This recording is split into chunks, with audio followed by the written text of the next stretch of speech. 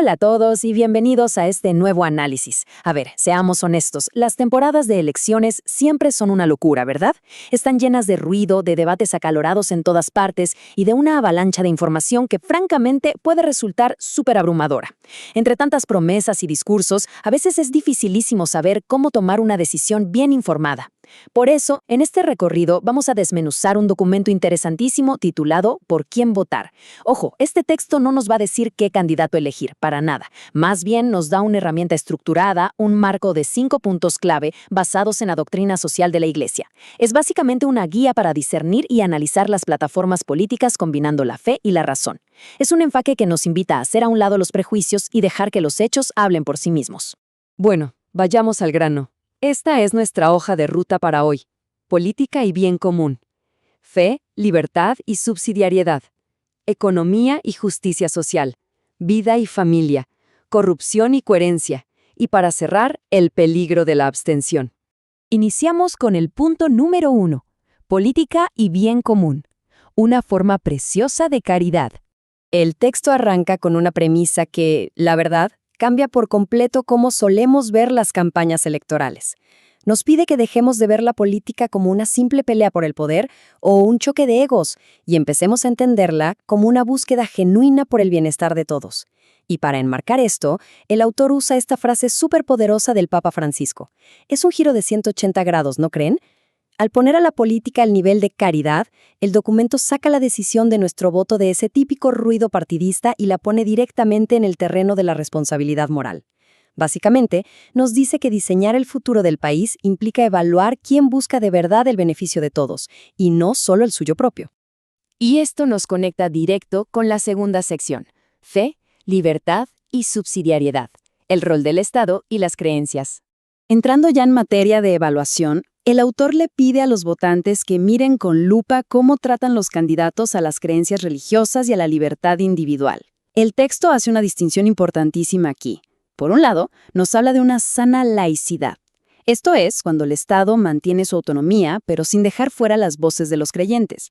Pero por otro lado, advierte sobre un laicismo excluyente que básicamente busca encerrar la fe únicamente en la vida privada, silenciando cualquier convicción religiosa en el ámbito público. El punto del documento es que la fe no se trata solo de ir a un templo, sino de una dimensión trascendente humana que el Estado debe respetar. Entonces, de ahí sale nuestra primera gran prueba de fuego para los candidatos. Es una pregunta que nos obliga a ir más allá de si un político simplemente promete libertad de culto. Tenemos que analizar si su proyecto realmente respeta el derecho de los creyentes a participar activamente en el debate público y a objetar en conciencia, o si su intención es silenciarlos. Ahora, fíjense en este concepto que introduce el documento porque es clave, la subsidiariedad. Es un pilar de la doctrina social de la Iglesia y funciona como una balanza súper delicada. Básicamente nos dice que el Estado tiene que estar ahí para no abandonar a los más vulnerables, claro que sí, pero al mismo tiempo no puede volverse un gigante que termine asfixiando lo que las familias, las empresas o las comunidades ya hacen súper bien por su cuenta. Y con la subsidiariedad en mente, la fuente nos lanza esta otra pregunta esencial. Nos invita a fijarnos muy bien si el candidato muestra ciertos tintes autoritarios, queriendo acaparar todo el poder y ahogar la iniciativa social, o si, al contrario, es alguien que respeta la independencia de poderes y promueve que la sociedad civil florezca por sus propios méritos. Pasamos ahora al punto número 3. Economía y justicia social. La riqueza con función social.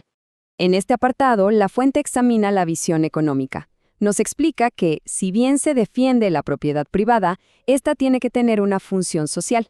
Además, subraya que hay que administrar los recursos de forma súper responsable para no dejarle una deuda enorme a las futuras generaciones. Para evaluar esto, el texto nos pone un contraste muy claro. Cuestiona duramente los modelos de asistencialismo crónico, ya saben, esos programas que generan dependencia sin darle a la gente verdadera autonomía. Y los contrasta con lo que llama desarrollo productivo, que es un enfoque que busca crear empleos dignos y sacar a la gente de la pobreza dándoles herramientas reales, rechazando así tanto a un mercado sin reglas como a un Estado hiperdependiente. Y así llegamos a la gran pregunta que debemos hacernos al revisar los planes económicos. ¿El candidato de verdad quiere empoderar a las personas para que sean autónomas ¿O sus políticas parecen más bien diseñadas para mantener a la gente dependiendo eternamente de las ayudas del gobierno? Es una manera excelente y muy estructurada de poner a prueba las propuestas financieras de cualquier campaña. Llegamos a la cuarta sección, que toca temas antropológicos profundos: vida y familia, principios no negociables. Basándose en las enseñanzas de Benedicto XVI, el documento enumera lo que considera valores completamente fundacionales para los votantes. Para ser exactos, lista 3 puntos principales. Primero, la defensa total de la vida humana, desde la concepción hasta la muerte natural. Segundo, el matrimonio, definido en el texto como la unión entre hombre y mujer, viéndolo como el núcleo que protege a la sociedad. Y tercero, el derecho fundamental de los padres a decidir cómo educar a sus hijos basándose en sus propios valores. Por lo tanto, el filtro que el documento nos sugiere usar aquí es muy directo.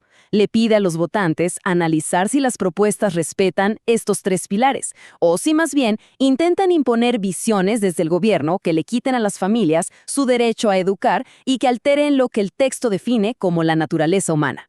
Entramos al punto número 5, corrupción y coherencia, el óxido de la democracia.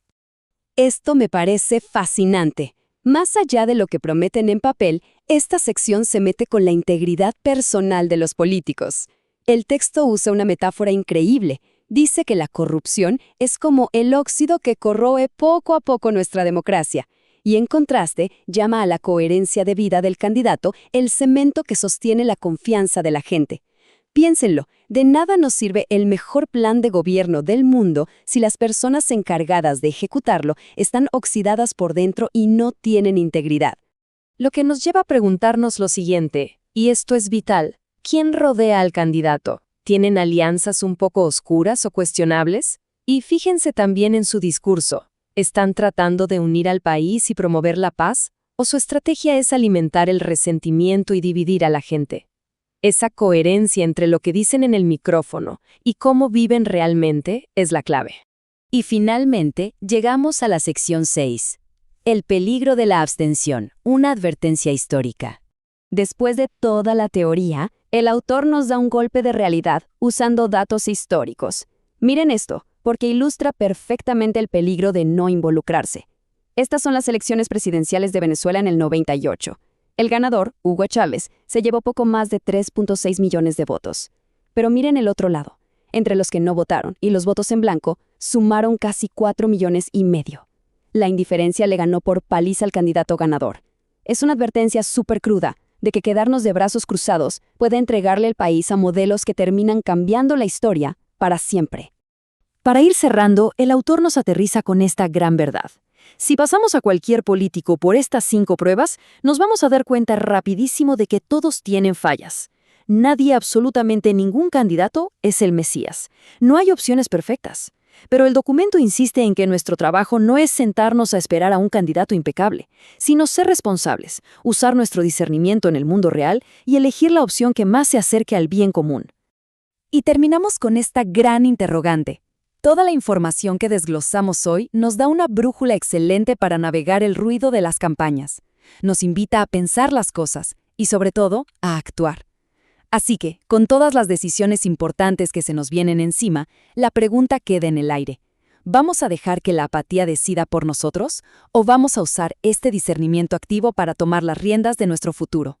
Muchísimas gracias por acompañarnos en este análisis. Nos vemos en la próxima.